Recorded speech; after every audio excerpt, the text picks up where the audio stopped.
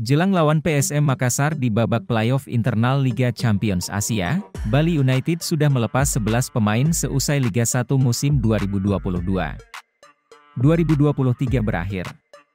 Kali terakhir yang hengkang dari skuad Bali United adalah penyerang sayap, Hendra Adi Bayau. Hengkangnya sejumlah pemain itu memaksa manajemen dan tim pelatih menambah pemain baru untuk mengarungi musim depan.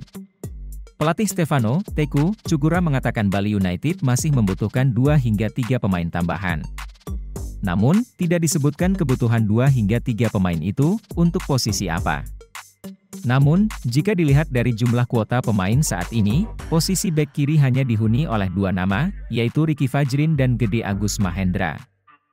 Selain posisi bek kiri, jumlah penyerang sayap, pemain belakang dan gelandang tengah berjumlah ganjil dan membutuhkan masing-masing 1 pemain tambahan. Menurut Coach Teku, idealnya setiap posisi dihuni oleh 3 hingga 4 pemain dalam sebuah tim yang berkompetisi.